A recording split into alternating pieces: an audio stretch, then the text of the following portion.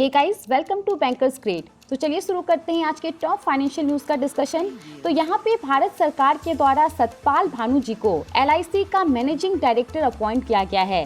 सतपाल भानु जी ने सिद्धार्थ मोहंती जी की जगह ले ली है। सिद्धार्थ मोहंती पहले LIC के मैनेजिंग डायरेक्टर थे, लेकिन अप्रैल के महीने में इनको LIC का चेयरमैन अपॉइंट कर दिया गया था। तो उसके बाद से ही एक MD का पोस्ट LIC में खाली था, तो इसके लिए सतपाल भानु जी को अपॉइंट किया गया है। अब यहाँ पे सतपाल भानु जी का जो ये अपॉइंटमेंट है ये कब तक वैलिड रहेगा, तो जब से ये कार्यभार संभालते हैं तब से लेकर के जब तक ये रिटायर नहीं होते हैं, जो कि 31 दिसंबर 2025 बताया जा रहा है, तब तक, या फिर उससे पहले अगर कोई ऑर्डर आ जाता है गवर्नमेंट का, तो दोनों में से जो भी पहले होगा तब तक ये इस पोस्ट पे बने रहेंगे। अब सतपाल भानु के अलावा LIC के अंदर और 3 मैनेजिंग डायरेक्टर्स हैं, जिनके नाम है IP मिन्नी, M जगन्नाथ और तबलेश पांडे, और LIC का एस्टैब्लिशमेंट ईयर है 1956। चलिए आगे बढ़ते हैं और अगले न्यूज़ को डिस्कस करते हैं।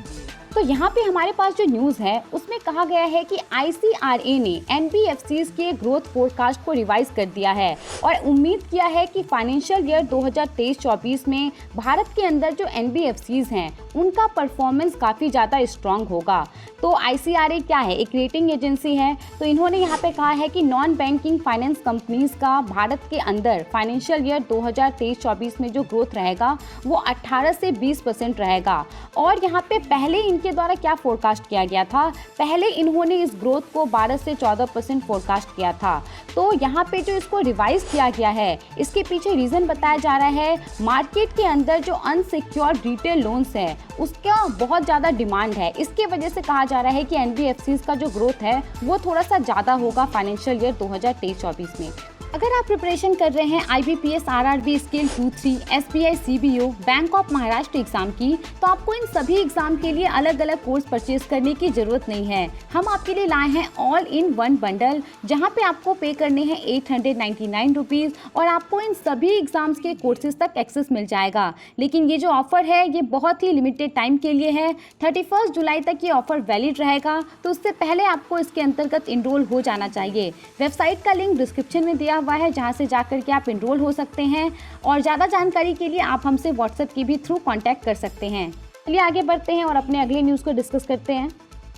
अब देखिए होता क्या है, जब भी कोई बहुत बड़ा प्रोजेक्ट होता है तो उसमें बहुत सारा फंडिंग का ज़रूरत पड़ता है, तो एक कोई पर्टिकुलर बैंक उसको फंडिंग नहीं कर पाती है, तो यहाँ पे आपस में कुछ बैंक मिल जाते हैं और उस प्रोजेक्ट को फंडिंग करते हैं। इसी प्रकार से यहाँ पे अडानी का 34,000 करोड़ रुपए का एक PVC प्रोजेक्ट है गुजरात के मुंद्रा में, तो उसको यहाँ पे भारत के कुछ सरकारी बैंक फंडिंग करने वाले हैं।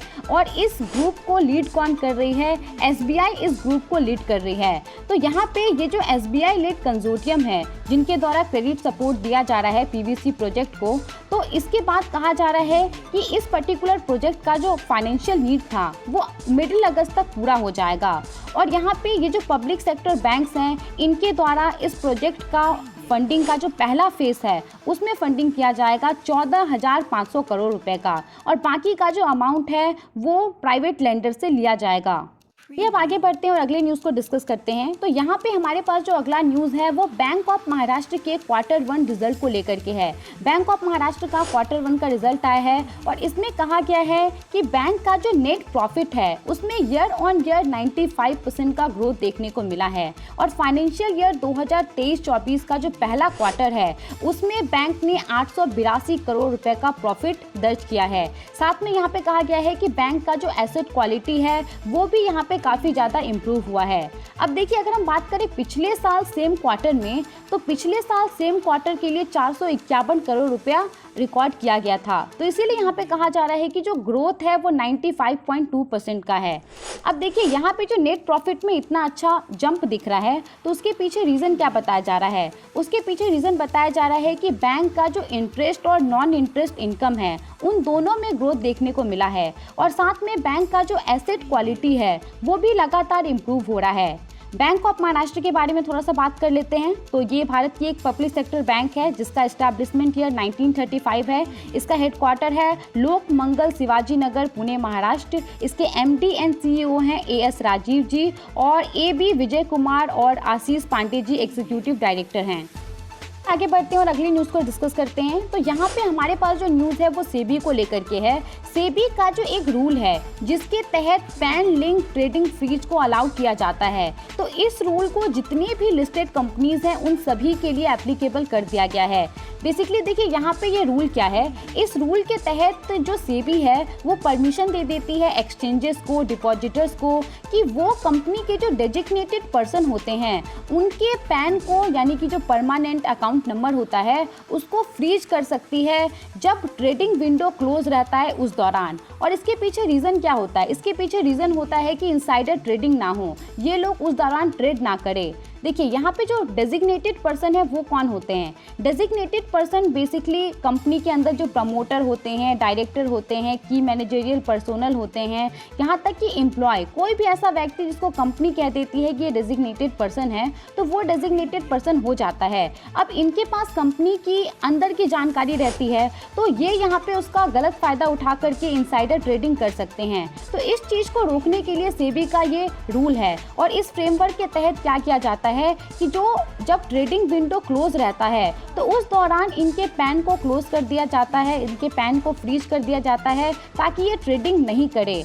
अब ये जो नियम था ये अभी तक सिर्फ जो निफ्टी 50 है और जो सेंसेक्स हैं उसके अंदर जो कंपनीज हैं उसके लिए एप्लीकेबल थे, जब से ये पूरा नियम 2022 से लागू हुआ था तब से। तो यहाँ पे अभी क्या किया गया है, जितने भी लिस्टेड कंपनीज हैं उन सभी के लिए इस फ्रेमवर्क को लागू कर दिया गया है। हालांकि इस फ्रेमवर्क को कैसे इम्प्लीमेंट किया जाएगा, फेस्ड मैनर में इस फ्रेमवर्क को इम्प्लीमेंट किया जाएगा ताकि अच्छे तरीके से जो है सारी कंपनियाँ इसको फॉलो करें।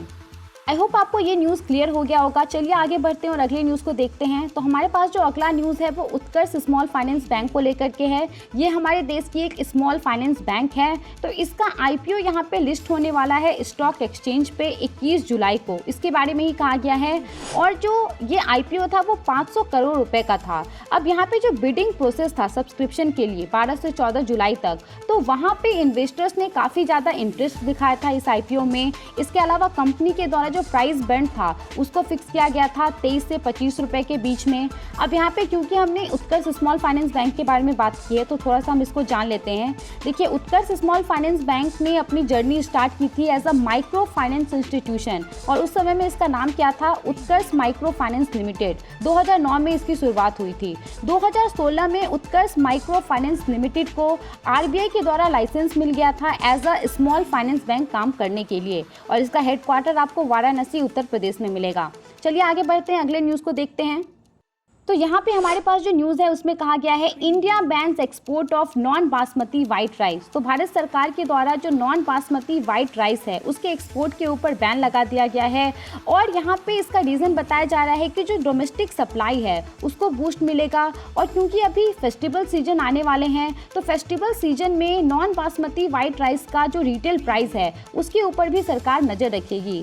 अब यहाँ पे जो टोटल राइस एक्सपोर्ट होता है उसमें non basmati white rice 25% account करता है। इसके अलावा यहाँ पे ये भी कहा गया है कि जो बॉइल्ड नॉन बासमती राइस है, बासमती राइस है, तो उसको लेकर के जो एक्सपोर्ट पॉलिसी है भारत सरकार की, तो उसमें किसी भी प्रकार का बदलाव नहीं हुआ है।